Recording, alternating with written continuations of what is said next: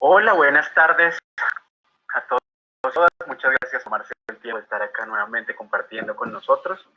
Hoy vamos a hablar de manejo de conflictos, uno de los temas en los que hemos pensado en el programa Aulas en Paz. La idea es que revisemos algunos conceptos generales acerca de los conflictos, de la negociación, del manejo, y que pensemos en algunas herramientas para usar estos conceptos con nuestros estudiantes o nuestros hijos, específicamente con algunas de las cosas que están pasando ahora con este confinamiento, pero también con lo que pueden hacer ustedes en sus instituciones escolares cuando volvamos a ellas o en sus casas con sus hijos o sus hijas. Creo que son las 3 en punto, entonces, Nigna, si quieres, pues voy comenzando o si te parece hacemos otra cosa No, o damos perfecto. un... Arranca tranquilo, que ya ahí se está Listo. conectando todo el mundo. Tenemos 142 personas, qué maravilla, bienvenidos, bienvenidas. Yo no le pongo mucho cuidado al chat porque es demasiada información para mí. O sea, Nigna, te pido que si hay alguna cosa de la que vas a ver, me interrumpas. Pueden ir poniendo sus preguntas allí o sus comentarios, sus quejas, reclamos, lo que ustedes quieran. Vamos a Sí, entrar en señor. materia. Hoy vamos a hablar de conflictos, entonces pongámonos como en el modo conflicto. ¿Qué es un conflicto? Dos jóvenes o varios jóvenes peleando por chismes, que se inventaron no sé qué, que dijeron sí sé cuándo, adolescentes con un malo entendido, las discusiones que tenemos en la familia, lo que pasa con mi esposo, con mi esposa, los roces que algunas veces tenemos para decidir ciertas cosas o para hablar de algunos temas complejos. Piensen en que a veces los conflictos se dan porque queremos las mismas cosas, entonces como que hay una tensión, los niños que quieren el mismo juguete y entonces están peleando por lograrlo, los adolescentes que quieren usar los mismos espacios, la cancha, el parque, el potrero, o que les gusta el mismo niño, la misma niña, pero también a veces es porque queremos cosas distintas. Entonces hay un niño que quiere jugar una cosa, otro niño que quiere jugar otra cosa, o jóvenes que quieren usar el tiempo también haciendo cosas distintas, o yo quiero tomar unas decisiones con mis hijos que no son exactamente las mismas que quiere tomar mi esposo o mi esposa.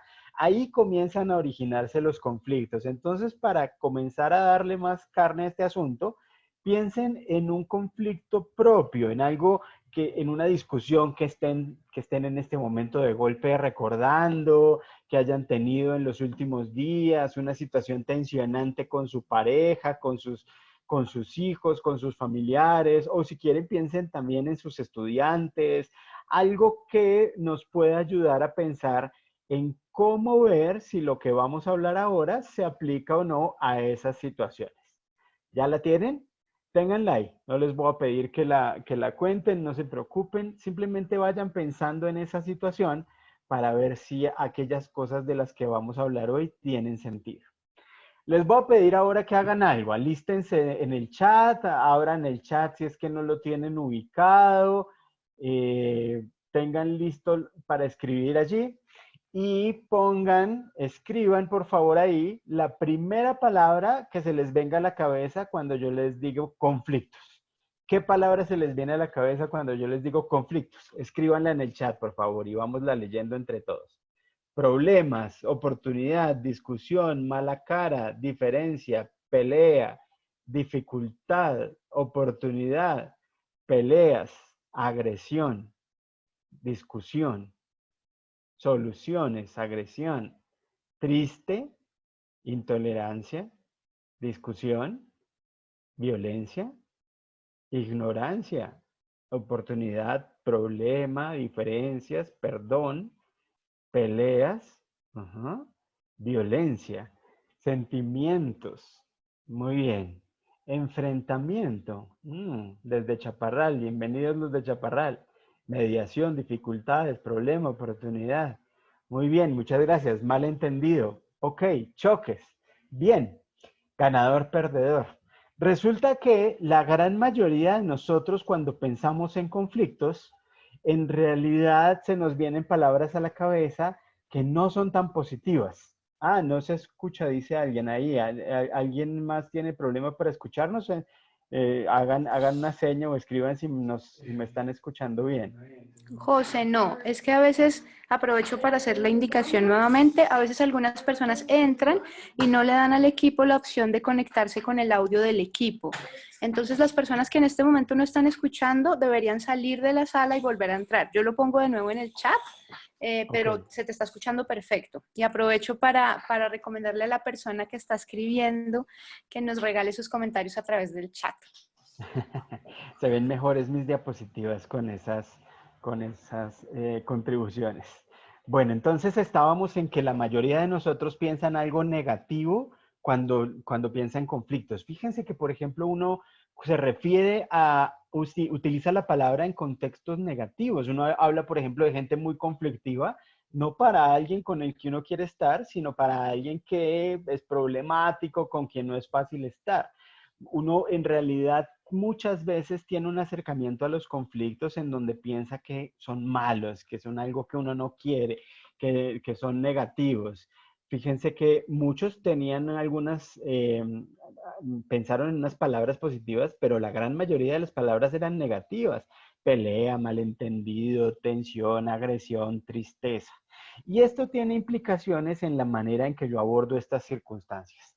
Primero, los conflictos son situaciones en donde una o más personas están en desacuerdo porque sus posiciones, intereses, necesidades, deseos o valores son incompatibles o son percibidos como tal. Eso es importante porque a veces efectivamente es que estamos chocando porque queremos cosas distintas, pero otras veces en realidad es porque no hemos hablado y lo que queremos es muy parecido, pero percibimos una incompatibilidad.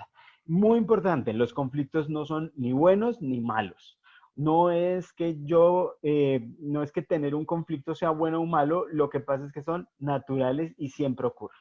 Piensen en las buenas relaciones que tienen ustedes en su vida, en sus mejores amigos, en las personas de su familia con la que mejor se lleven. Con esas personas no es que no haya habido conflictos, es que los conflictos se han manejado bien, mientras que las malas relaciones usualmente pueden tener una historia de conflictos manejados de manera no tan adecuada. ¿Qué sí podemos juzgar como bueno o malo? La forma como manejamos los conflictos. Si yo manejo los conflictos con agresión, con gritos, con golpes, a las patadas, eso sí es malo. Malo porque tiene consecuencias negativas tanto para mí como para las demás personas. Pero si yo manejo los conflictos de manera que eso ayuda a fortalecer la relación, que ayuda efectivamente a construir a partir de las diferencias, los conflictos son más buenos que otra cosa. No podemos escapar a ellos. Siempre que hay dos o más personas reunidas, hay formas distintas de ver el mundo, hay perspectivas diferentes, hay historias distintas, hay familias distintas. Siempre hay cosas diferentes que tenemos que negociar con los demás. Están allí, no podemos escaparnos. Y otra cosa importante con los conflictos es que nosotros parece que tenemos unos estilos para abordar este tipo de situaciones. Es decir, que preferimos hacer ciertas cosas cuando nos enfrentamos a situaciones conflictivas. Piensen en el conflicto que les pedí que trajeran a su memoria al comienzo de esta charla. Y vean si en este esquema ustedes se han preocupado más por ustedes mismos o por el otro. Porque cuando uno se preocupa más por uno mismo, cuando uno piensa en lo que uno quiere y no en lo que el otro quiere, tiende a asumir un estilo de competencia, de imponerse, de ganar, de yo quiero que aquí se haga lo que yo quiera. Mientras que en el otro extremo está un estilo de ceder, cuando yo simplemente más me preocupo por el otro que por mí mismo o por mí misma. Estos dos estilos no es que sean malos en sí mismo. Algunas veces uno tiene que imponerse y decir, acá lo importante son mis necesidades. Por ejemplo, cuando están pasando por encima de mis derechos, cuando están abusando de mí, ahí yo tengo que decir, un momento, lo importante es que me respete. Tampoco es malo ceder cuando, por ejemplo, yo estoy discutiendo algo que no es importante, cuando el conflicto se está dando sobre algo en lo que efectivamente no se está jugando algo que yo tenga, en lo que yo tenga intereses mayores, o cuando la otra persona está en una situación de desventaja en donde si yo cedo en realidad no estoy tomando una decisión con la cual se puedan aprovechar de mí o con alguna de estas cosas. Está el punto medio, que la gente piensa que es la negociación ideal. Tenemos una idea errada de que negociar es ceder un poquito, es llegar a la mitad del asunto. Eso no es tan cierto, eso lo vamos a ver ahora con los siguientes conceptos. Está la evitación, evitar no es tampoco malo, algunas veces es inclusive necesario y deseable darse un tiempo, por ejemplo, cuando uno está con mucha rabia, es bueno decir, voy a esperar un rato, espérese, yo me calmo, respiro profundo y después podemos hablar del asunto. Y está el estilo de colaboración, que es el que en realidad uno quisiera promover más. Es donde yo no estoy pensando en cuánto voy a ceder, sino que en realidad estoy pensando cómo colaboro con las demás personas, con aquellas con las que tengo el conflicto, para lograr soluciones de beneficio mutuo en donde todos salgamos mejor.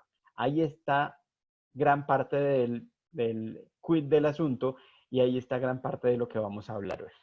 Iniciemos con el conflicto de gana-gana. Si ven esa torta de chocolate deliciosa que está ahí, ojalá todos hayan almorzado y se hayan comido un postre bien delicioso. Esta torta, a mí me encanta el chocolate, entonces por eso la puse ahí.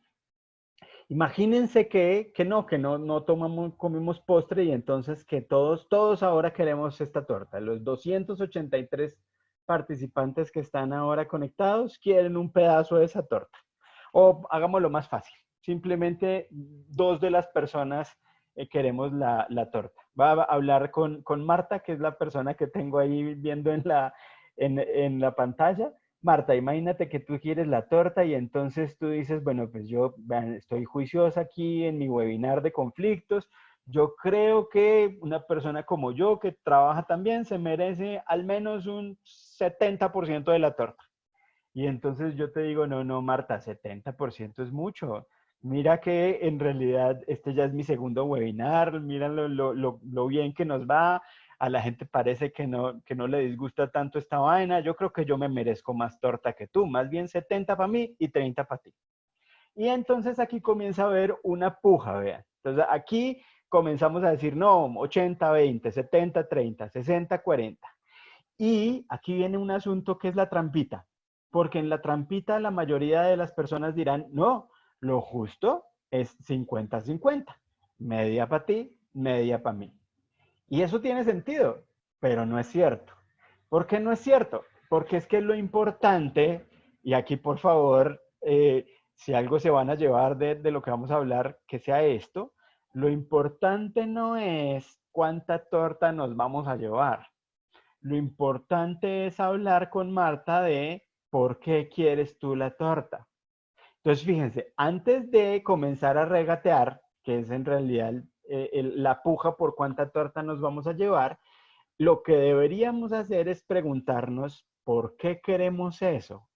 Si yo le pregunto a Marta, Marta, ¿por qué quieres la torta? Marta tiene su micrófono silenciado y no me puede responder, pero yo puedo responder por ella. Imaginémonos que Marta me dice, mira, yo en realidad quiero la torta, no porque me la quiera comer de postre, sino porque tengo un cumpleaños de alguien muy querido que está aquí en confinamiento conmigo y necesito la torta para celebrarle la vaina. Entonces yo, ve, qué interesante, porque mira, Marta, que yo sí en realidad tengo un antojo de chocolate muy impresionante. Lo que yo quiero es comerme algo lleno de chocolate. ¿Qué hacemos? Y fíjense cómo cambia toda la dinámica de discusión con esas preguntas de qué es lo que yo quiero, porque ya no tiene ningún sentido repartirnos la torta. A uno no le sirve para nada media torta para un cumpleaños. En realidad necesitamos encontrar una solución que nos deje satisfechos a ambos. Y entonces estamos en confinamiento y no podemos, pero si pensamos en qué soluciones se nos ocurren para el problema que tenemos con Marta, hay cosas que fluyen distinto, porque entonces yo le podría decir, Marta, ¿por qué no me invitas al cumpleaños si se pudiera? Y entonces vamos allá, me como yo mi torta, celebramos el cumpleaños y todos quedamos tranquilos. Fíjense que aquí no es un asunto de quién cede cuánta torta. Es justo lo contrario, si se puede decir así. Es apartarnos de esa forma de pensar, de que esto es un asunto de ver quién cede qué, y meternos en el tema de cómo vamos a hacer para satisfacer lo que queremos detrás. Y para eso, ¿qué tenemos que preguntarnos? ¿Qué queremos? No centrarnos en los intereses, centrarnos en los intereses, perdón, y no en las posiciones. ¿Qué son las posiciones? Las posiciones, por definición, son aquellas cosas que están encontradas. Es yo quiero esto, no, yo quiero esto. Hagamos esto, hagamos esto. Eso que está encontrado justamente es lo que me tiene en conflicto. Lo que yo tengo que preguntarme a mí y preguntarle al otro es, ¿por qué quieres eso? ¿Para qué quieres esto?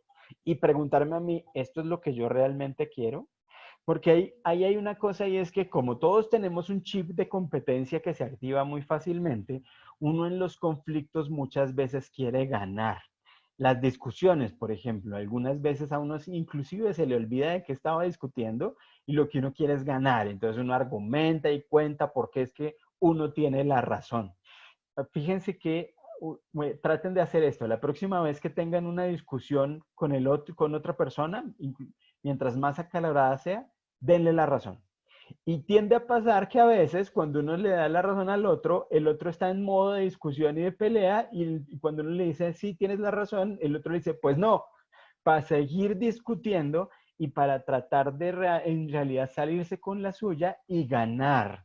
Cuando yo quiero ganar en un conflicto, usualmente estoy metido en una dinámica que no me sirve a mí y no le sirve al otro. Cuando yo quiero ganarme el ponqué, el pastel, y me llevo el 80%, igual no me llevé el 100%. Y hubo una persona que se quedó con solo el 20%, no quedó tan bien. Habría podido haber una solución en donde de golpe ambos quedamos mejor. Y esas soluciones usualmente son mucho más creativas. Pensamos en el cumpleaños con Marta, pero podría ser que Marta me diga, venga, yo me llevo la torta y más bien le compro 3 chocolatinas a usted o algo así. Es bien distinto lo que se podría hacer si comenzamos a centrarnos en los intereses y no en las posiciones. No nos dejemos llevar por la idea falsa de que queremos ganar. Lo que queremos es bien distinto. Piensen en el conflicto que estaba en sus cabezas que les pedí que trajeran. ¿Qué es lo que realmente está allí? ¿Qué es lo que está en juego? ¿Qué tanto me estoy centrando en los intereses o en las posiciones? ¿Cómo estoy en realidad logrando salir del choque de intereses para estar en las posiciones? Vengan, les pongo otro ejemplo. Ahora no estoy viajando, pero yo usualmente por mi trabajo viajo un montón. Y entonces supongamos que mi esposa un día me hace un reclamo y me dice, oye, pero tú estás por fuera de la casa mucho tiempo y ni siquiera me llamas, me dejas sola todo el tiempo, una llamadita de vez en cuando estaría bien. Y entonces yo seguramente le voy a decir, como responde casi todo el mundo defendiéndose, no, pero si yo te llamo todo el tiempo. Y ella me va a decir, no, tú no me llamas nunca. Y entonces ahí va a comenzar a haber una discusión en donde seguramente yo le voy a decir, pero ven, miremos el registro de mis llamadas a ver cuántas veces te he llamado. Y ella me va a decir, pero es que fíjate que ayer no me llamaste en todo el día. Y yo le voy a decir, no, pero si te llamé a las 10:15. Y ahí comenzamos a discutir sobre algo que en realidad no es el problema. Si yo le pregunto a ella o si conversamos acerca de qué es lo que quiere, lo que busca ella cuando quiere que yo ya la llame, seguramente me va a decir algo como, es que mira, me haces mucha falta, cuando tú me llamas te siento cerca. Y eso es como una muestra de lo que nos queremos y lo que nos importamos en uno al otro. Y entonces ahí ya la discusión se da en un nivel bien distinto a cuántas veces me llamaste ayer o antier. Y entonces ahí yo le puedo decir, ah, maravilloso, es que no lo había entendido, perdón. Fíjate, aquí hay una foto mía, te la dejo para que me veas y me sientas cerca. Y si quieres te dejo una grabación para que me escuches. Pues claro que no, pero fíjense que la discusión en realidad se va de una manera bien distinta cuando uno habla de lo que quiere, no de lo que está en disputa, no de lo que está en tensión. Ahora, por ejemplo, con este confinamiento estamos compartiendo con gente que queremos mucho tiempo y eso es maravilloso, pero también muchas veces se dan estos conflictos que siempre están con la convivencia tan cercana y además con todas estas emociones que estamos experimentando y que algunas veces juegan en nuestra contra y se ponen ahí en el camino y nos hacen tropezar algunas veces y hacen que las relaciones tengan algunos baches que son oportunidades maravillosas para pulir ciertas cosas. En estas situaciones preguntémonos qué es en realidad lo que queremos, porque lo que queremos casi siempre es lo mismo. Queremos estar tranquilos, en paz, estar felices, tener buenas relaciones. no queremos ganar, no queremos salirnos con la nuestra en realidad. Ese es un truquito ahí, una trampita que nos pone nuestro ego, que en realidad nos hace hacer cosas que a veces no nos llevan a obtener las mejores ganancias. Fíjense, acuérdense del ejemplo de la naranja. El cuento de la naranja es un poco clichésudo, pero ilustra bien el tema. Dos personas peleando por la misma naranja, que yo quiero la naranja, que no, que la naranja es mía, y al final resuelven la cosa de la manera que ellos creen que es más justa. La mitad de la naranja para usted y la mitad de la naranja para mí. Se va cada uno con su media naranja. Y resulta que una persona quería la naranja porque estaba haciendo una torta y necesitaba la cáscara, y otra persona quería la naranja porque tenía sed y necesitaba el jugo. Claro, esto parece irreal, pero así es la vaina. La gran mayoría de las veces queremos las mismas cosas, nos interesan las mismas cosas. Imagínense ustedes una pareja peleando por cómo corregir a los niños. Entonces, una persona quiere ser más firme, más fuerte, la otra persona quiere ser más flexible. En realidad, el interés común allí es que los papás quieren que su hijo sea responsable, feliz, quieren lo mejor para los chinos. Partir desde ahí implica ya encontrar intereses mutuos. Los intereses casi siempre son mutuos, los más importantes. Las posiciones no, las posiciones están encontradas. Otro ejemplo, nos vamos de vacaciones. Entonces ustedes están ahí hablando con su esposo o su esposa, ¿para dónde nos vamos de vacaciones? Entonces, dependiendo de dónde estén ustedes, supongamos que están cerca del mar y entonces alguien dice playa. Yo quiero playa, sin duda alguna. Y el otro dice, no, qué pereza playa, estamos aquí cerca. No, no, no. Yo quiero clima frío, necesito clima frío, montaña. Y entonces ahí se da la discusión, que casi siempre obviamente ganará la mujer. Pero ¿quién en realidad tiene que ganar? Nadie. Lo que necesitamos preguntarnos es, ¿por qué quieres playa? No, mira, es que la playa me relaja, yo quiero en realidad un paisaje bonito. ¿Por qué quieres tú la otra cosa? Y ahí comienza a buscar uno, si todo sale bien, un sitio que combine las necesidades de las dos personas o de las muchas personas que estén discutiendo o que estén negociando. Esto tiene implicaciones directas en lo que pasa en los colegios y en las casas.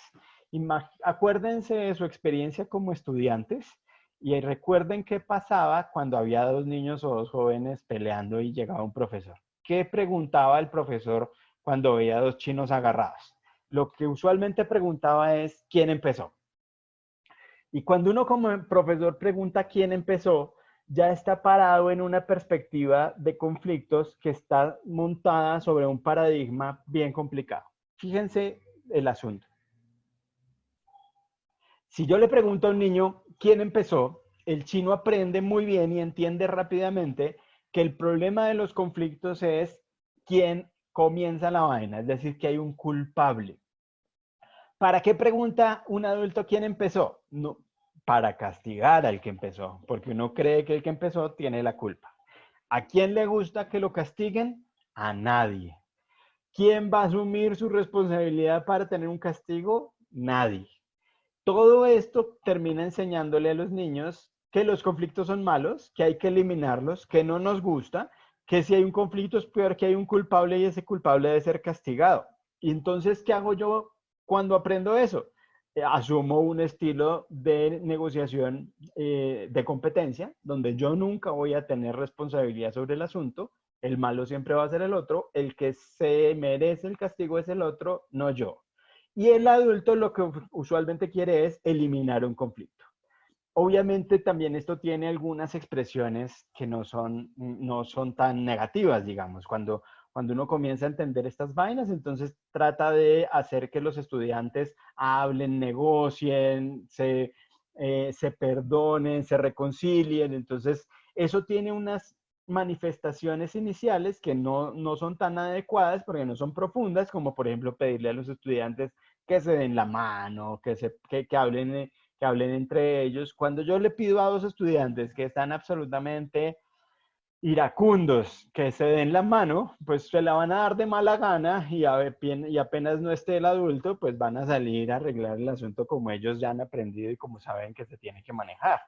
El objetivo no debe ser eliminar el conflicto. El objetivo que debemos tener como adultos frente a los conflictos es utilizarlos como oportunidades de aprendizaje para que los estudiantes desarrollen las habilidades, las competencias, las capacidades que necesitarán en la vida para manejar los conflictos.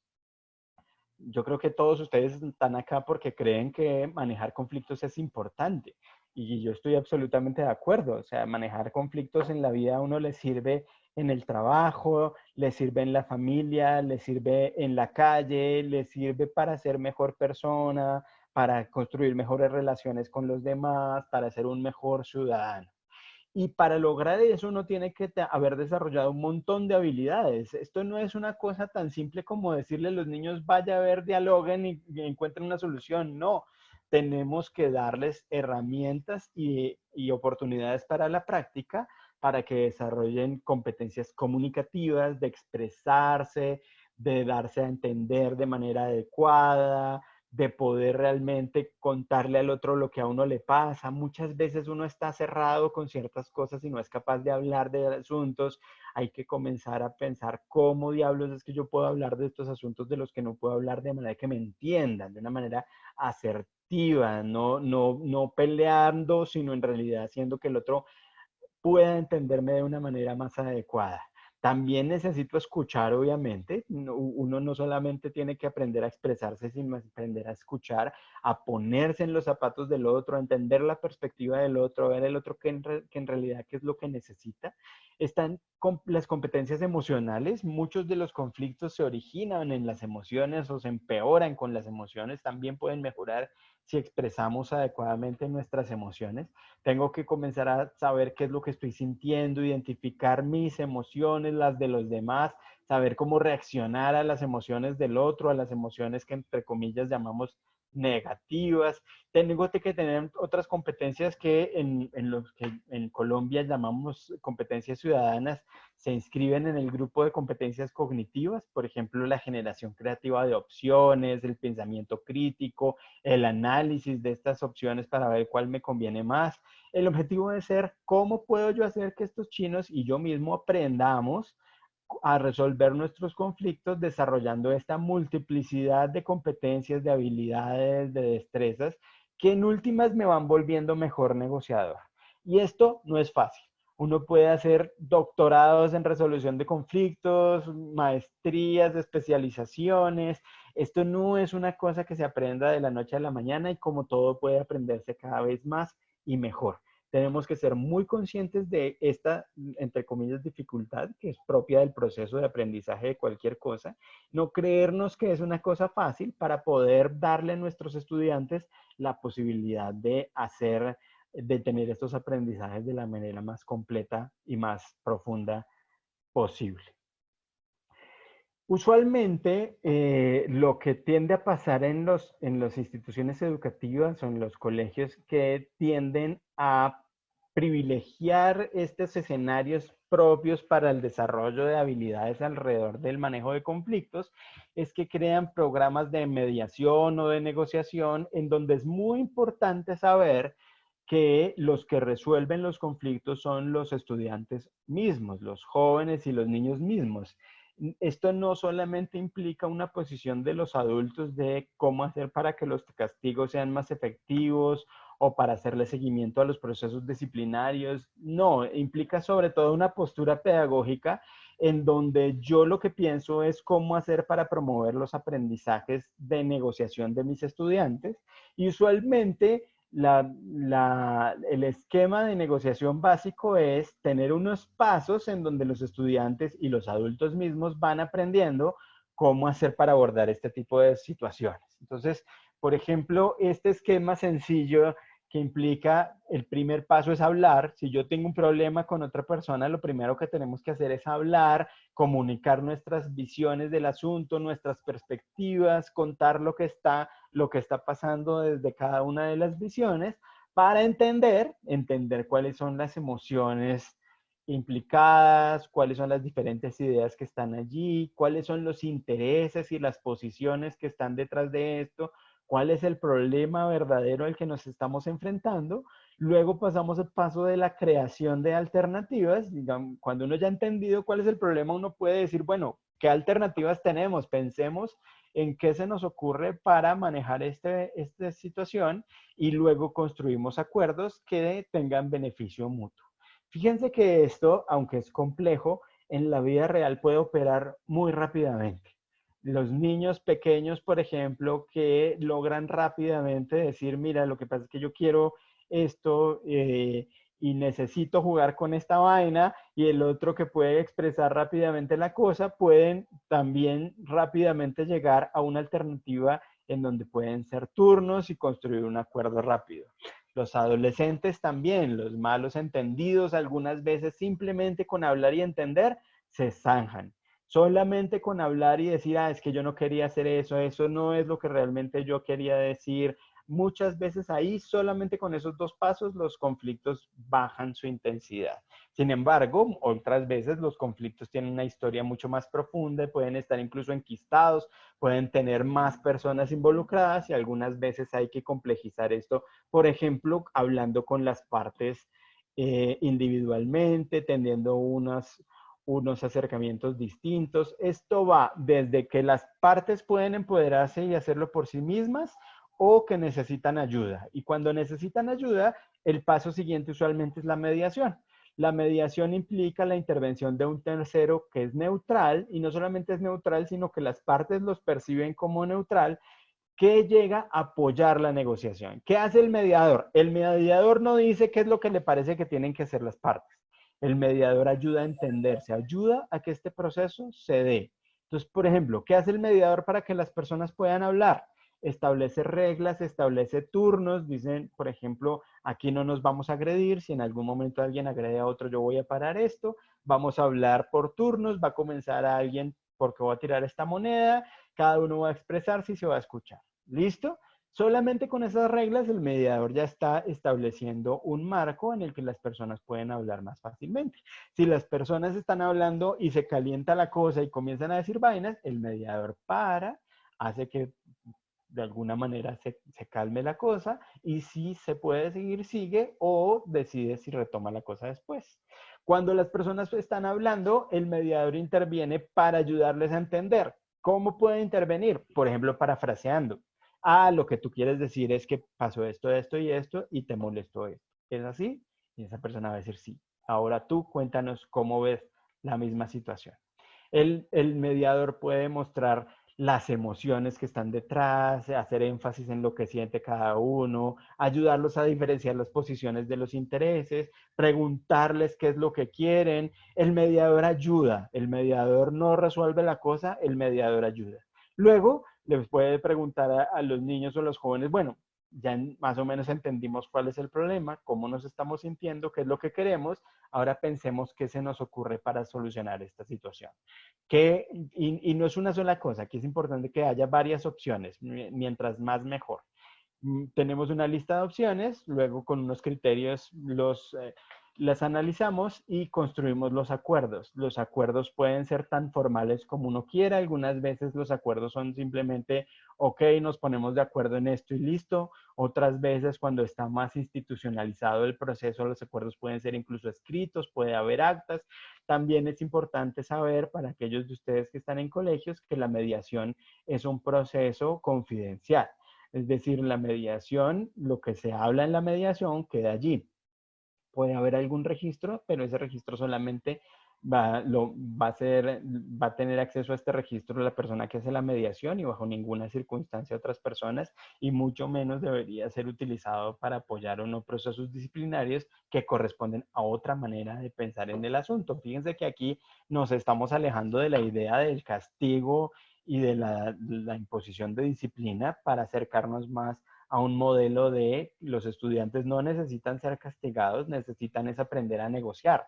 De golpe, las negociaciones pueden incluir que alguien sienta que tiene que haber acciones de reparación, y los estudiantes tienen que hacerse cargo de lo que han hecho, asumir las consecuencias, no las consecuencias de castigo que un adulto dice, sino las consecuencias pactadas en la negociación. Eso es bien distinto a un proceso disciplinario donde el adulto es el que castiga a la persona. Fíjense, una de las cosas que me ayudó a entender a mí la vaina es que cuando uno está hablando del castigo puro y duro, del castigo de justicia retributiva, el castigo está pensado para que la persona sufra, no para que aprenda, no para que repare, no, es para que sufra. Es cuando a mí que tengo 45 años en mi colegio me ponían con los brazos estirados a todos los que estábamos en mi curso hasta que nos doliera, o que nos sacaban a la cancha a correr hasta que en realidad nos dolieran las piernas para que por alguna eh, consecuencia mágica entendiéramos que la habíamos embarrado. Esa forma de pensar en la disciplina es bien distinta a esta. No quiere decir que los chinos hagan lo que se les da la gana, claro que no, tiene que haber consecuencias, cada una de nuestras acciones debe acarrear consecuencias, pero esas consecuencias tienen que ser lógicas y relacionadas con lo que uno hizo. ¿Cómo se ve esto con los niños más pequeños? Fíjense que inclusive en preescolar, muchas veces las maestras lo que hacen es decirle a los niños, mira, cuando tú tengas un problema con un compañero, puedes hacer algo de esto. Entonces cuenta hasta 10 y tranquilízate, habla con el otro, no le hagas caso, haz otra actividad, dile a la profesora. Ya con esto, el niño comienza en realidad a tener cada vez más herramientas para hacer cosas él o ella misma para manejar estas situaciones. No necesariamente implica la presencia de los adultos, aunque claramente la presencia del adulto es muy importante, pero los estudiantes cada vez van tomando más decisiones. Claro, estos niños pequeños no pueden no pueden sentarse a argumentar, aunque a veces parecieran, pero en realidad no pueden argumentar con el otro. No, tiene que ser cosas muy concretas que le ayuden a resolver los problemas, que además le ayuden a que la profesora gaste menos tiempo en todos los niños que llegan a pedirle ayuda, sino que ellos tengan herramientas para solucionar las cosas por sí mismos. Esto puede complejizarse más, esta es más compleja, fíjense. Inclusive uno puede pensarla para uno mismo. Piensen en el conflicto que yo les pedí que trajeran a su cabeza al comienzo. Piensen si alguna de estas cosas les sirve. Por ejemplo, esperar. ¿Será que yo necesito esperar a que simplemente la vaina se pase, se enfríe y ahí sí después hablar? O ignorar, hacer como que en realidad no pasara nada, pedirle al otro que pare, decir lo que sientes, intercambiar. Si ustedes tienen un problema con su pareja, no traten esta de jugar con alguien nuevo. Esa usualmente no sirve para resolver los problemas de pareja, puede empeorar las cosas, pero en realidad la mayoría nos puede servir, inclusive a los adultos, y uno puede pensar en hacer algo parecido, obviamente con otra imagen y con otras opciones mucho más complejas, incluso para adolescentes, o uno mismo puede tener una ruleta para manejar las situaciones complicadas en donde puede ir anotando cuáles son las opciones que le interesan. Muchos profesores la construyen con sus estudiantes. Como, bueno, yo tengo un problema acá con un compañero, ¿qué podría hacer? Pensemos en todas las cosas que podríamos hacer. La construyen, la pegan, incluso algunos he visto que hacen una ruleta que se mueve para que cuando uno tiene un problema vaya, la mueva y escoja una opción, uno va, trata eso a ver cómo le sirvió y vuelve sobre la otra. ¿Cuáles son las habilidades que necesitamos para poder hacer estas cosas? Lo primero es calmarnos y manejar las emociones.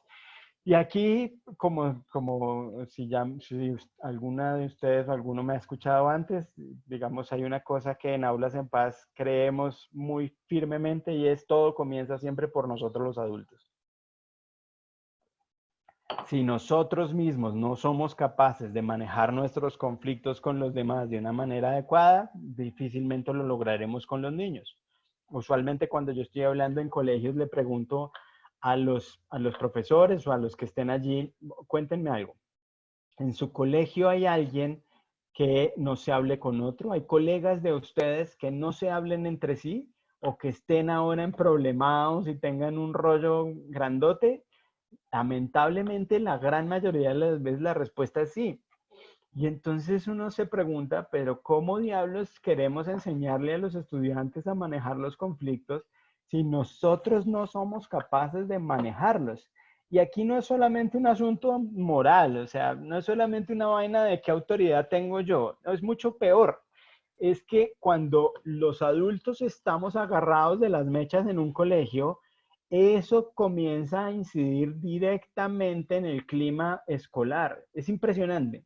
Y ustedes lo habrán vivido como yo. Cuando uno entra a un colegio en donde los profesores tienen problemas entre ellos, donde hay problemas con las directivas, los estudiantes tienden también a ser personas que tienen conflictos entre ellos. O sea, es la forma en que los adultos nos relacionamos entre nosotros en los colegios incide directamente en la manera como los estudiantes se relacionan. Y ahí uno puede hacer las campañas, los programas que quiera, pero si los adultos están mal, están con conflictos que no han sabido manejar bien, no hay mucho que hacer. Lo primero que hay que hacer es hacerse cargo de lo que pasa en los conflictos de los adultos, que es difícil, pero pues es el único camino. Si lo logramos, ahí sí podemos pensar en qué hacer para que los estudiantes desarrollen este tipo de habilidades. Incluso, incluso es una oportunidad maravillosa para que los estudiantes aprendan. Fíjense que comenzamos esta charla diciendo los conflictos no son ni buenos ni malos. Entonces, esto no quiere decir que no haya conflictos entre los adultos. Claro que sí. Esos conflictos son lo que no me ayuda a mí a mostrarle a mis estudiantes que puede haber formas positivas de manejarlos. Igual en la pareja. No quiere decir que yo no tenga conflictos nunca con mi esposa o mi esposo. Claro que los voy a tener. O con mis hijos. Claro que van a estar allí. Es la forma en que yo maneje esos conflictos la que le va a terminar enseñando a los niños o a las niñas cómo son las maneras mejores o peores de manejar las cosas. Si lo que ven ellos es agresión, es que la gente se deja de hablar, es que nos tratamos mal, pues eso es lo que van a aprender y eso es lo que van a reproducir. ¿Cómo podemos hacer para que ellos aprendan a negociar mejor, a manejar mejor los conflictos? Enseñémosle a identificar sus emociones, a ver qué es lo que pasa con ellos. Eso no es tampoco fácil. En preescolar uno aprende estas cosas y después como que se pierden del mapa. Lo que necesitamos es que los niños y nosotros mismos aprendamos a saber qué estamos sintiendo antes inclusive de sentirlo, examinar nuestro cuerpo, identificar lo que nos hace sentir ciertas cosas, saber qué hago yo cuando me comienza a dar rabia, por ejemplo, qué dispara mi rabia, con qué intensidad. Y luego de eso puedo tener estrategias para calmarme. Está la tortuga de Aulas en Paz, que es una de nuestras estrategias más conocidas. Aulas en Paz es un programa de prevención de violencia escolar que trabaja en primaria. Entonces tenemos muchos personajes para ejemplificar nuestras habilidades. Esto sirve para que los niños se acuerden de la habilidad, tengan un referente concreto, lo puedan ver y puedan usarla. Tuga la tortuga lo que hace es que cuando tiene rabia se mete en su caparazón. Y entonces con los niños hacemos un caparazón así. Entonces los niños se meten en su caparazón y cuando están adentro respiran, cuentan hasta 10, hacen operaciones matemáticas, se distraen, piensan cosas bonitas, se hablan a sí mismos. Fíjense que aquí ya hay solamente con que yo pare y deje de hacer lo que estaba haciendo, ya hay una ganancia. Usualmente la rabia no para, la rabia es como una avalancha que va creciendo y me va llevando a hacer cosas que a veces no son las que quiero hacer realmente. Cuando yo paro, ya estoy haciendo un ejercicio cognitivo que me va a ayudar seguramente a relajarme y a tomar otras decisiones. Las técnicas de respiración, tenemos una del chocolate caliente. Imagínate que tienes un chocolate caliente y lo estás soplando, entonces los niños lo soplan, o piensa que estás inflando un globo, o piensa que estás degustando un perfume delicioso, o soplando un diente de león, cosas que les ayuden a calmarse para los pequeñitos. Para los grandes también, en los grandes tenemos, por ejemplo, técnicas de relajación, técnicas relacionadas con el mindfulness, que es atención plena, yoga. Cada uno tiene que encontrar sus propias maneras de relajarse. Hay otra habilidad que es la asertividad, que es básica. La asertividad es aquella habilidad que me permite defenderme a mí mismo o defender a los demás, que me permite expresarme de manera firme y amable, pero de manera que sea eficiente y que el otro me entienda. Cuando alguien me agrede, por ejemplo, yo tengo varias opciones. Una opción es agredirlo también. Si alguien me grita algo, yo le respondo el grito, agredir. Otra opción es simplemente evadir, irme y no hacer nada. Esa no es tan buena porque algunas veces puede ser también como dejarse y algunas veces se pueden aprovechar. Otra opción es hacer algo para que eso pare. Entonces, este dinosaurio, por ejemplo, que se llama Dino, le enseña a los niños que una primera cosa, un primer nivel de asertividad es aprender a decir que no. ¿Sabes qué? No me gusta que me digas así. Por favor, para. No quiero que hagas eso. No vuelvas a hacer eso. O no, no quiero hacer eso, no me invites. Fíjense lo básico que es esto, pero lo importante, lo profundo que es. Muchas veces uno no tiene la capacidad de decir que no y termina metido en vainas que no quería o no es capaz de parar a gente que también tal vez está abusando de uno. Entonces, primero, enseñarle a los niños a decir que no de manera firme, pero amable. Esto nos sirve para defendernos, para expresarnos claramente. Otros tips de asertividad tienen que ver con, por ejemplo, no juzgar o no generalizar. Fíjense, por ejemplo, que en las dinámicas cotidianas en la casa, la mayoría de las veces uno termina haciendo cosas que no son tan buenas en términos de comunicación. Supongamos que, a ver, algo que pasa en las casas, por ejemplo, la loza, el lavado de la loza. Llega uno y entra a la cocina y está toda la loza ahí cochina y nadie ha lavado, o dejan los platos tirados en la mesa y entonces uno llega pero ¿cómo así estos platos ahí? O la ropa sucia o la cama extendida. Piensen ustedes en lo que quieran, con su esposo, con su esposa, con sus hijos. Y entonces, ¿qué tiende a pasar allí? Ahí comienzan a pasar unas vainas que tienen que ver con, por ejemplo, generalizamos fácil. Entonces uno le dice a los hijos, pero mira, es que tú nunca recoges esto. Cuando uno dice nunca o dice siempre, lo que tiende a pasar con la gente que oye eso es que se defienden. A nadie le gusta que lo ataquen, entonces todos nos defendemos. Y cuando uno le mandan una generalización como esta, uno dice, pero ¿cómo así que nunca? Si ayer los recogí. O ¿cómo así que siempre? Si esta mañana fíjate lo que pasó. Y ahí se da una discusión que se parece más al regateo del ponqué que a una discusión real sobre cuál es el problema. No generalizar. Traten de no decir siempre y no decir nunca, de describir lo que pasa ahí y en ese momento. Y otro punto importante para la asertividad es hablen de ustedes mismos, no hablen del otro. Fíjense que con los platos, usualmente lo que hay es una cantaleta en donde uno dice cosas de los otros. Es que ustedes siempre, nunca dejan nada, cochinos, no sé qué, desordenados, así, cuándo va a triunfar en la vida, así por eso es que le va mal en el colegio, y toda esa cantaleta que está presente donde uno en realidad está juzgando al otro y no está hablando de uno, de lo que uno siente. En cambio, cuando uno habla de lo que uno siente, le ayuda al otro a entender la cosa, el otro no se va a sentir juzgado, sino que va a saber que el problema es que la otra persona está sintiendo vainas. Entonces, en lugar de decirle, mira, tú siempre dejas aquí la ropa tirada cochino, uno puede llegar y decirle, oye, cuando yo llego y encuentro la ropa en el piso, me siento muy triste. Me siento muy triste y siento que no tienes en cuenta todo lo que yo hago por ti y siento que no valoras lo que estamos haciendo en esta casa o que no pones lo que ustedes quieren. ¿Cuál es el truco? Comiencen por lo que ustedes sienten. Cuando pasa esto, yo me siento y tiene que ser de verdad porque esto no se puede fingir. Tiene que ser de verdad. Yo me siento triste, siento rabia, me siento impotente, lo que ustedes sientan. ¿Por qué? Y le explican al otro, mira, es que yo me siento triste porque siento que esto es como si yo no te importara. Y ahí la discusión se da de otra manera. Comienza a haber una posibilidad de conectarse desde las emociones y desde lo que en realidad importa, que es lo que decíamos con las posiciones y los intereses. Y ahí comienza a estar la posibilidad de construir acuerdos para hacer que estos malos entendidos se vuelvan una oportunidad para mejorar las relaciones. Fíjense que cuando uno lo logra, entonces eso mejora la manera en cómo nos relacionamos. Cuando no lo logra, la relación se ve entorpecida y el problema termina creciendo, porque los conflictos y la agresión escalan. Entonces, cuando yo le digo al otro que es un cochino, el otro de pronto me responde a mí diciéndome, no, el que es usted es un cantaletudo. Y ahí la vaina se puede volver una discusión que no le ayuda a uno ni a la otra persona. Otras habilidades son la generación de opciones.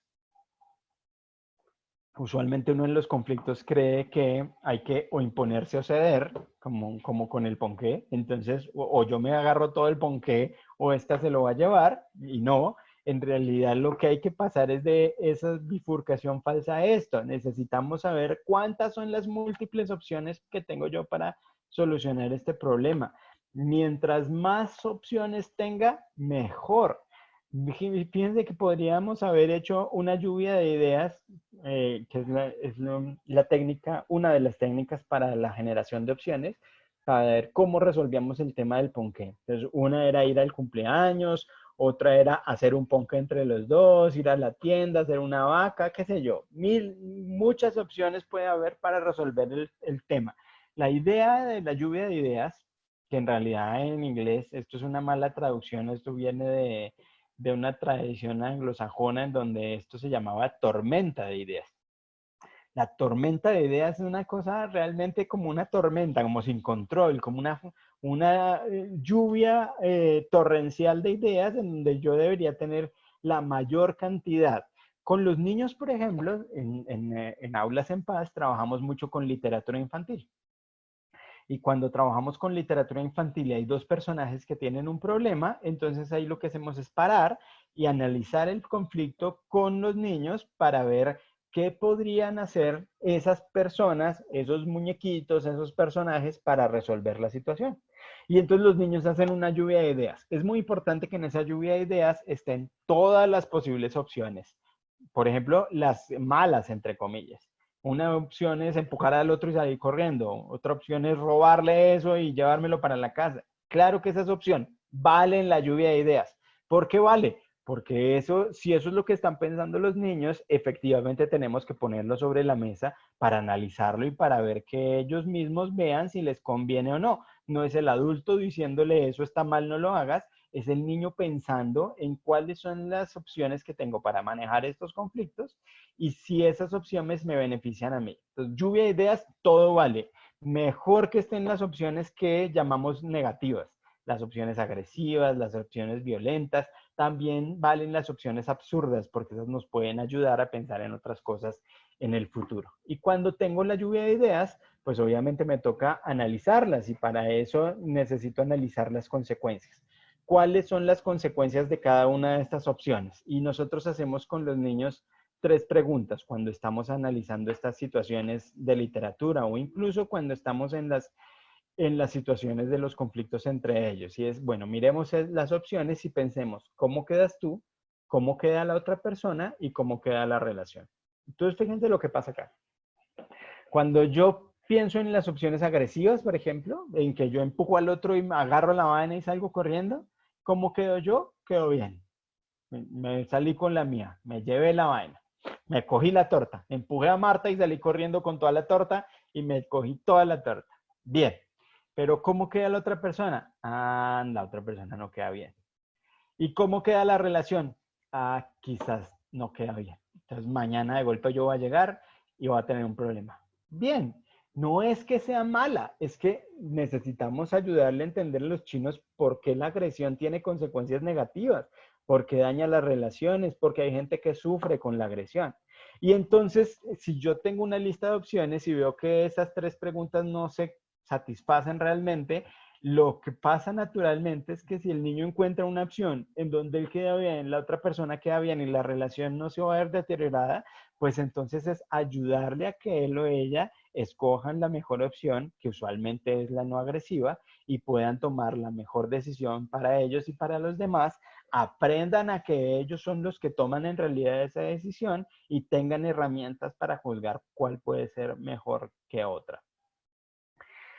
Quienes estén más interesados en pasatuidea.org, ya están montadas nuevamente sesiones del programa Aulas en Paz y nosotros desde Aulas en Paz hemos hecho un trabajo con el Ministerio de Educación y con la Secretaría de Educación en Bogotá que se llama Emociones para la Vida en Primaria, Paso a Paso para Secundaria. Hay sesiones específicas, no solamente de resolución de conflictos, hay algunas específicas para esto, sino de habilidades necesarias también específicas, como por ejemplo el manejo de emociones, la comunicación, la asertividad. Todas estas están pensadas para un contexto escolar, pero son fácilmente adaptables a la casa si tenemos papás y mamás en este momento escuchándonos pueden darle una mirada y ver qué pueden usar de esto, de golpe sacar algunos de los personajes, usar algo para ustedes y para sus vidas también podría ser adecuado. Y está con Red Papás, tenemos un trabajo desde hace muchos años, es una de nuestras principales alianzas, hemos escrito varias cosas para ellos y ellos han desarrollado otros materiales. En esa página que está acá, que se llama Aprendiendo a ser papás, de Red Papás, hay toda una serie de materiales y herramientas, hay webinars como este, no solamente de conflictos, sino también de bullying y de otras cosas para fortalecer la convivencia tanto en casa como en colegio, y también de temas relacionados con salud mental y suicidio, consumo de sustancias psicoactivas, consumo de alcohol. En realidad es muy bueno y se los recomiendo para que quienes estén interesados en este y otros temas. Muchas gracias. Quiero abrir ahora la posibilidad para que ustedes puedan preguntar y que podamos tener algún diálogo. No vamos a abrir los micrófonos, pero pueden usar el chat para poner los comentarios o las preguntas que les parezcan y yo los iré contestando si puedo. Muchas gracias por su atención, por tomarse el tiempo de estar acá y espero que esto haya sido pues no tanto entretenido, sino más bien útil. A ver, vamos José, leyendo. Dale. yo recogí algunas preguntas, unas cuantas que salieron en el chat durante la charla. Quería primero empezar por recoger una serie de comentarios que fueron saliendo hacia el final, que me parecen muy interesantes, que tienen que ver con cómo manejar esos conflictos o qué hacer frente a esos conflictos entre adultos cuando los jóvenes o los niños están, digamos, como observadores, ¿no? Entonces, bueno, Oscar decía que me queda la conclusión escuchando el encuentro pasado sobre habilidades socioemocionales y la de hoy sobre resolución de conflictos, que debo investigar en clima laboral en la institución educativa e incidir en esa variable para mejorar el tema de convivencia escolar. ¿Qué opina usted de mi conclusión? Alguien le contestaba a él diciendo, sí, yo creo que es bueno su comentario, pero desde mi quehacer profesional y laboral, esto de medir el clima organizacional siempre se hace en las encuestas, pero finalmente no todos están dispuestos a cambiar y aceptar que estamos equivocados. Sí hubo como varios comentarios sobre la dificultad que es generar cambios en los adultos. Entonces yo quisiera empezar por esa serie de comentarios para recoger y que un poco tú pudieras profundizar allí sobre ese tema de cómo transformar los comportamientos en los adultos. Sí, sí, estoy completamente de acuerdo. Me parece una muy buena conclusión que el clima escolar es básico acá, pero también estoy de acuerdo con que el clima escolar no es solamente una encuesta. O sea, usualmente pensamos en las encuestas de clima escolar y que nos muestra de qué es lo que está pasando dentro de nuestras instituciones, y esa información sin lugar a dudas es valiosísima, y el análisis además en profundidad de los contenidos de las preguntas y de los procesos que están detrás de ellas nos van a poder ayudar un montón. Pero no necesitamos una encuesta para saber qué es lo que está pasando. Solamente cada uno de ustedes podría describir muy rápidamente cómo está el clima en su colegio entre los adultos. Cada uno de ustedes sabe quiénes son. Pasa algo muy parecido a lo que pasa con los muchachos, con los grandes. ¿Quiénes son los grupos que se arman de profesores? ¿Quiénes están con tensiones cómo? ¿Quiénes tienen rollos que no se han podido manejar? Y claramente esa es una situación súper retadora en donde a veces uno se enfrenta a una frustración muy grande de querer cambiar a los demás, porque efectivamente el cambio en los adultos es distinto. Y aquí lo que yo debería o más bien lo que yo tendría para decirles es, respiren profundo, ármense de valor, sean persistentes, pero sobre todo, acuérdense que en realidad uno no cambia a nadie. De hecho, hay un chiste de cuántos psicólogos se necesitan para cambiar un bombillo. ¿Saben ustedes cuántos psicólogos se necesitan para cambiar un bombillo? Y el chiste pues es malo, perdón. Depende de si el bombillo quiere cambiar o no. Si el bombillo no quiere cambiar, si la gente no quiere cambiar, hay poco que hacer. Pero hay una cosa muy buena, y es que cambiar a los demás es muy difícil, cambiarme a mí es más fácil. Entonces necesito yo saber qué es lo que estoy haciendo yo en esa situación que de golpe puede ayudar a que la situación cambie. Entonces, por ejemplo, dos de mis compañeros están agarrados de las mechas. ¿Yo qué estoy haciendo para que esa situación cambie? Entonces, por ejemplo, no es necesario meterse a mediar si uno no quiere, pero uno puede alejarse, no tomar partido, no hablar de eso, no agrandar la cosa, no volverlo chisme, tratar de hablar con las personas por separado, y si es necesario, si ustedes sienten que pueden incluso tratar de meterse para arreglar la cosa. Pero solamente con no agrandar el tema, ya uno logra muchas cosas. Inclusive puede ser que esas sean oportunidades para hablar con sus mismos compañeros y para ver cómo podría eso crear mecanismos institucionales para manejar ese tipo de cosas, qué es lo que hace el colegio para manejar ese tipo de situaciones, que usualmente, como les decía, termina también reflejándose directamente en lo que pasa en los mecanismos institucionales para manejar estas cosas con los niños. En resumen es, mírense ustedes mismos, ustedes mismas, vean si en algún momento ustedes han podido hacer parte de ese problema y cambien eso, porque lo que está bajo nuestro control es lo que nosotros hacemos, lo que nosotros somos, cómo reaccionamos frente a esas vainas. Si hay una pelea a mi alrededor, yo tengo la responsabilidad de cómo reacciono yo frente a eso. Si reacciono para echarle más candela al fuego o para calmar la cosa. Igual que hacemos con los niños. Con los niños hablamos del concepto de escalamiento y les preguntamos, ¿qué podrías hacer tú para que esta situación se enfríe o qué podría hacer alguien para que esta situación se caliente? Y así los niños entienden que tienen un rol como terceros que pueden estar ahí. Y ojo, pues si ustedes son los embollados, porque cualquiera de nosotros puede estar embollado en un rollo con otro, pues ahí obviamente traten de poner en juego esto que acabamos de hablar hoy. ¿Cuáles son los intereses? ¿Cuáles son las emociones que están aquí detrás? Si necesitan ayuda, búsquenla. Los conflictos muchas veces necesitan algún apoyo para que sirva de mediación.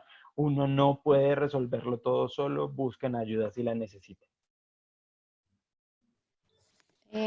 José, cuando tú invitaste a la gente a participar a través del chat, muchísima gente puso mensajes, entonces voy a recoger otro par de preguntas que estaban muy al inicio y si quieres ahorita tú puedes leer algunos como de abajo hacia arriba que yo no alcancé a recoger. Hay un par que quería planteártelos juntos que tiene que ver como con esa reacción que tiene cada persona frente a una situación de conflicto, digamos que muchas veces está mediada por otro montón de cosas. Una persona decía que en ocasiones nuestras reacciones son porque ya hemos aguantado muchas situaciones complicadas y digamos como que nos aguantamos un montón y tenemos una reacción de pronto desmedida.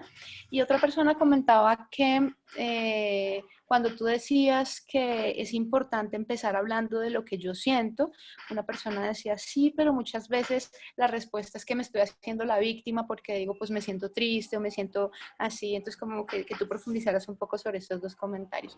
Voy a aprovechar, voy a cambiar la pantalla para compartirles la invitación al webinar del jueves. Listo. Sí, efectivamente, no todo esto, pues no tenemos recetas mágicas, no todo esto funciona de la mejor manera siempre. Los mensajes en primera persona son maravillosos, pero entiendo que en algún momento alguien se pueda quejar.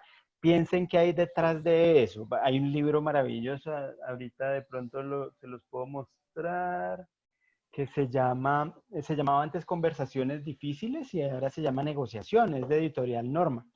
Y en ese libro, también con el de Sí de Acuerdo, que se los recomiendo, ahora de pronto les puedo mostrar. En ese libro lo que está es, siempre que las personas reaccionan así es porque quieren comunicarnos algo. Y uno puede de alguna manera darle la vuelta. Entonces, por ejemplo, si alguien está acusándolos de algo o les está gritando, ustedes se sienten maltratados o maltratadas, esto nunca quiere decir que nos tengamos que dejar, por favor, siempre hay que pararlos y tratar de que la cosa pare, no se dejen nunca, pero entiendan que detrás de eso seguramente hay emociones mal manejadas. seguramente hay rabia. Y entonces uno, en lugar de defenderse y de decir, no, eso no pasa, lo que uno puede es decir, mira, entiendo que te sientas mal, se nota que tienes mucha rabia, pero por favor no me trates así. Eh, Algo así que haga que el otro sienta que yo valoro su emoción y abrir un espacio que esa emoción sea entendida o esté sobre la mesa.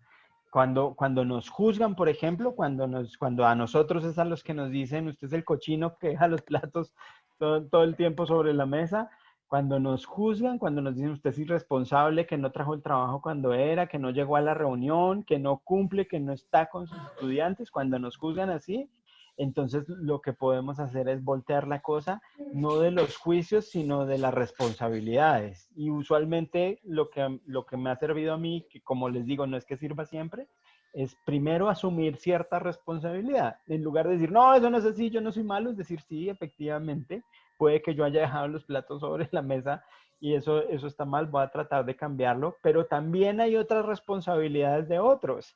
Están las responsabilidades del otro de cómo me dice las cosas, de cómo, porque fíjense que en realidad en todo este intrincado de la negociación uno tiene que pasar de los juicios y de la búsqueda de culpables a ver cuáles son las responsabilidades que ha tenido cada uno en la situación, en lo que nos tiene en el problema. Porque cuando yo entiendo que hay una responsabilidad compartida, también hay un poder compartido, porque usualmente uno tiende a pensar el otro es el del problema, el otro tiene que cambiar. Y nunca es así del todo. Siempre hay algo que tengo que cambiar también yo. ¿Qué es lo que yo tengo que cambiar acá? ¿Y qué es lo que el otro tiene que cambiar? Y cuando ambos nos damos cuenta de que tenemos que cambiar, de golpe la cosa se puede solucionar de una mejor manera. Hay otro par de preguntas que yo recogí. Una tiene que ver con los niños problema, ¿sí? Como esos niños que están siempre creando conflictos, que cómo leer, digamos, a esos niños. Y espérate. Y la otra, sí, esta que yo no entendí bien, de pronto tú entiendas, que dice que muchos estudios mencionan que la mediación en instituciones educativas públicas se convierte en un problema de tres partes. ¿Tú qué opinas de esos resultados y qué propones?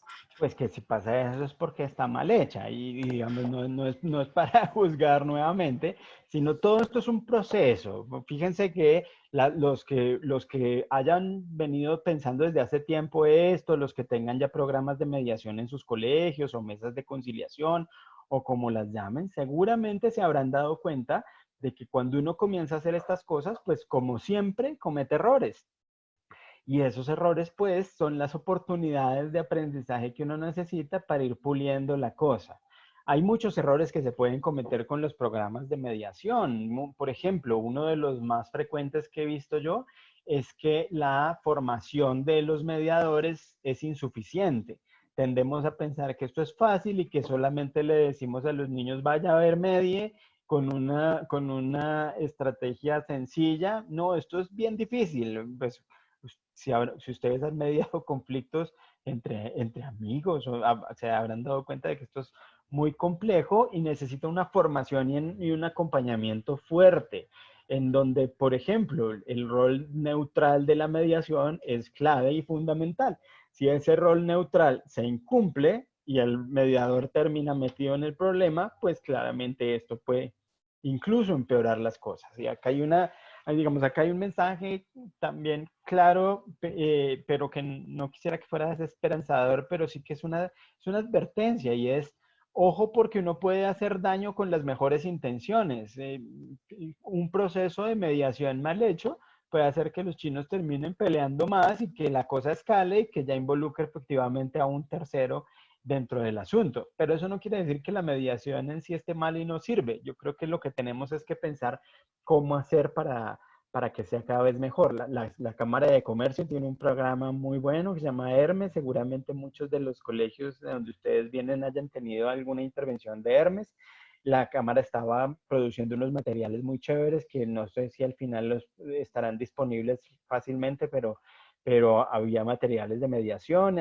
Los programas de mediación ya están inventados en el mundo, entonces uno puede encontrar materiales fácilmente. Les recomiendo un autor español que se llama Juan Carlos Torrego, que tiene un manual de formación de mediadores que es muy bueno. Y en general uno puede ver cómo se puede hacer eso. Lo ideal es efectivamente tomarse el tiempo para montarlo muy bien, para formar a las personas, para elegir quiénes van a ser los mediadores. Nosotros en aulas tendemos a preferir las formaciones masivas, no las formaciones solamente a un grupo selecto de mediadores, sino mediaciones a todos, y que los mediadores vayan rotando para que en realidad todos nos volvamos mejores negociadores y no sea que entonces en el colegio los conflictos se solucionan porque tenemos unos gurúes que nos ayudan, sino porque todos cada vez resolvemos más la cosa. Me piden que recuerde el nombre del libro. He nombrado varios. Entonces, por un lado están los libros del programa de negociación de Harvard, de Fisher, de Stone. Uno se llama Sí de Acuerdo y el otro se llama Negociación. Creo que ambos son de Norma. Y el otro libro ahora de Juan Carlos Torrego se llama Manual de Formación de Mediadores y creo que es de la editorial SM.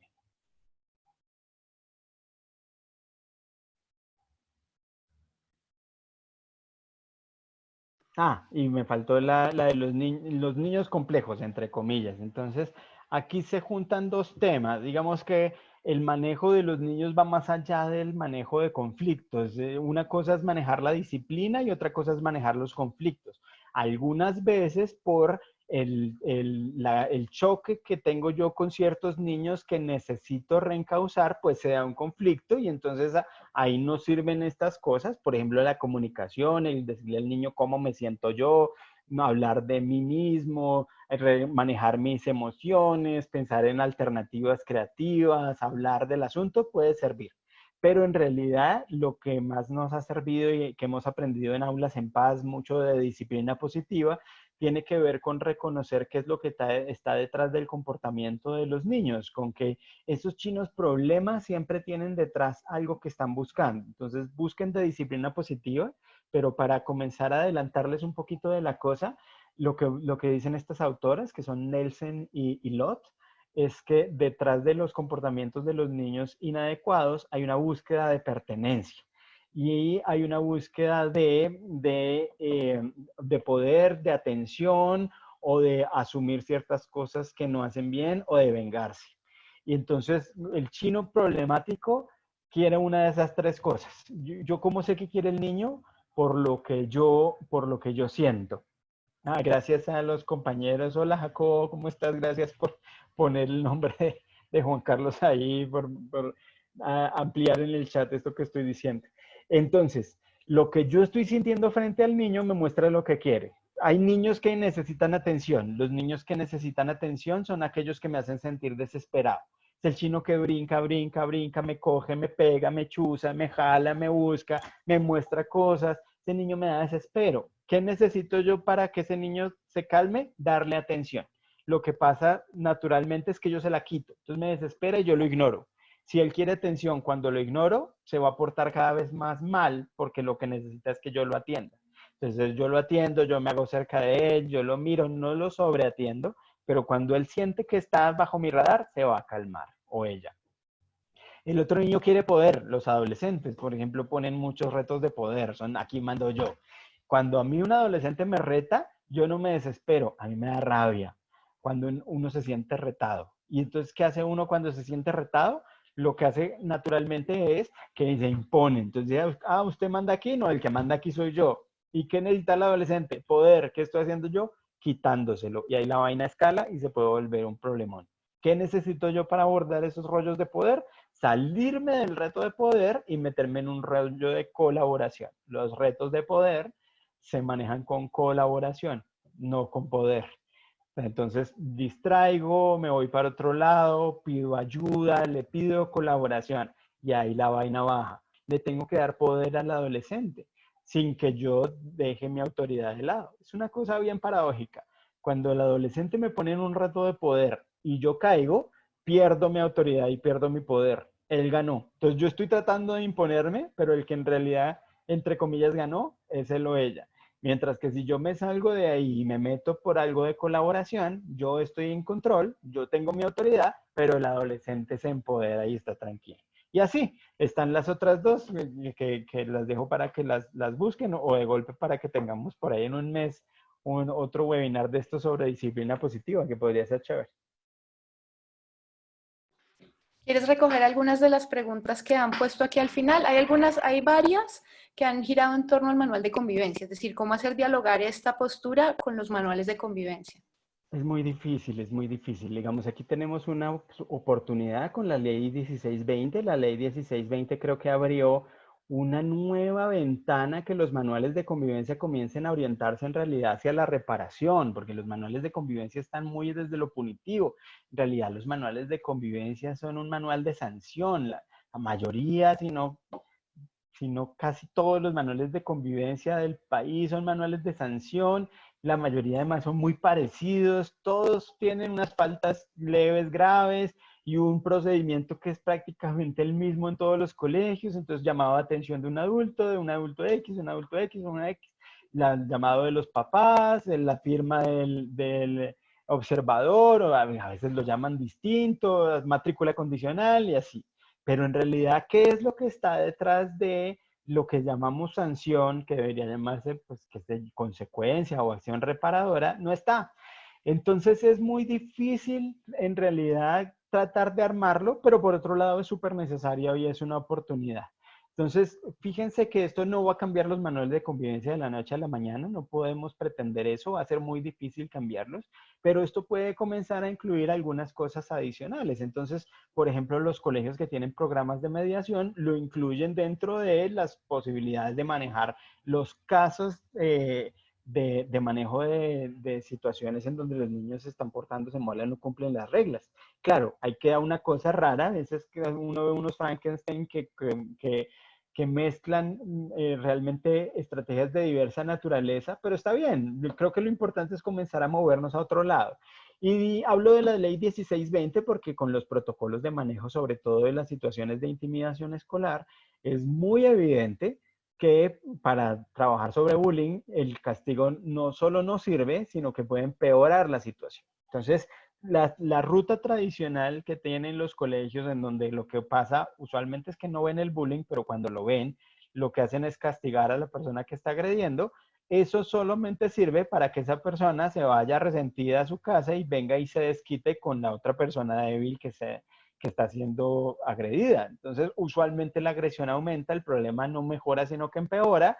Este chino cumple todas las instancias del manual de convivencia, termina saliendo del colegio, pero en realidad lo que uno hizo no fue solucionar el problema, sino empeorarlo y la gente estuvo cada vez en más riesgo. Entonces, hay unas oportunidades allí. Si tratamos de usar la ley 1620 y hacerle ajustes a los manuales, creo que los podemos ir orientando hacia donde tenemos que llegar con paciencia, sabiendo que esto es un cambio que es mucho más que de forma, sino que tiene que ver con toda la concepción de justicia y de manejo de ella que se hace en las instituciones educativas.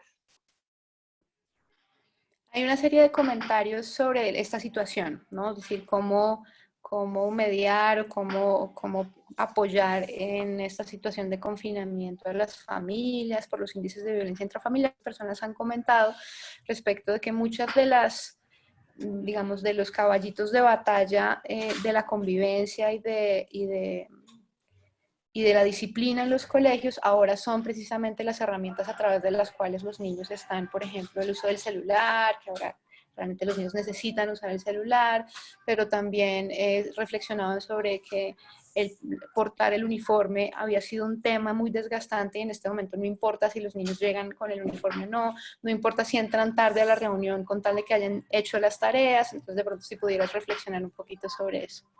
Pues yo creo que acá hay una oportunidad maravillosa porque esto nos está mostrando en realidad en la vida en general, pero también en nuestra labor en los colegios, qué es lo realmente importante. ¿Qué es lo realmente importante y qué es lo que debería tener más valor? Y aquí, por ejemplo, en términos de la puntualidad o del uniforme, claramente eso pues tiene un valor, pero en estos momentos hay cosas que se vuelven menos importantes que otras. La puntualidad yo creo que puede ser igual de valiosa y de importante, es decir, las citas virtuales son igual de importantes que las citas físicas. El comenzar, por ejemplo, este webinar a tiempo para nosotros es fundamental, igual que habría sido fundamental hacerlo a tiempo si esto hubiera sido una charla presencial, pero hay una serie de cosas en términos de la relación que creo que mucha gente está pensando, privilegia más la atención a los temas de desarrollo socioemocional y de relación que otros temas. Entonces, por ejemplo, una de las cosas que está pasando con los docentes es que están teniendo que tomar decisiones sobre los contenidos curriculares porque claramente estas formas de trabajo no nos van a permitir cubrirlo todo. Entonces, tenemos que seleccionar qué es lo importante y ahí hay una oportunidad maravillosa porque eso importante algunas veces se pierde en lo presencial. Tenemos que sacar las conclusiones de estos aprendizajes que estamos teniendo en varios niveles. Lo primero es, ¿qué es lo que en la relación pedagógica es más importante en términos de los contenidos de aprendizaje que yo quiero promover con mis estudiantes? ¿Qué es lo que yo quiero realmente promover con mis estudiantes? ¿Cómo puedo hacerlo yo de una manera más efectiva? Porque ahora esto nos pone en el reto de darnos cuenta de que algunas de las cosas que hacíamos presencialmente no servían tanto y entonces se vuelve mucho más evidente acá. He visto algunas clases, por ejemplo, maravillosas de profesores que presencialmente también eran maravillosos y que usualmente pueden trasladar fácilmente, pues no tan fácilmente, pero pueden trasladar eso a la virtualidad. Pero hay algunas veces que uno hace unas vainas que son aburridas y sin sentido, que en la virtualidad eso se potencia de una manera en donde se vuelve insoportable. Hoy, por ejemplo, estaba viendo un video, me mostró mi esposa un video de una clase que en realidad era un video muy aburridor y con muy poco contenido pedagógico. Si a mí me ponen ese video en el salón, pues claro, pues yo me dormiré ahí y pasará la hora y ya llegará a la otra clase y listo, no pasó mucho. Pero si me lo ponen acá, yo voy a decir, estoy perdiendo mi tiempo y me voy a desconectar y voy a hacer otras cosas y va a ser mucho más difícil enganchar. Entonces hay que aprender de qué es lo importante y en ese sentido la contención, los aprendizajes, pero también el manejo de las emociones, el manejo del estrés, el manejo de las situaciones difíciles. Hay muchos de estos webinars que te están dirigiendo hacia allá, hacia técnicas para manejar estas situaciones difíciles y este estrés y esta tensión. Bien, porque ahí eso creo que es lo que más pueden aprender los estudiantes en este momento y nosotros mismos, y no es para nada menor, es algo que les va a servir para la vida mucho más que algunos contenidos de las áreas que se le terminan olvidando a uno después de los años.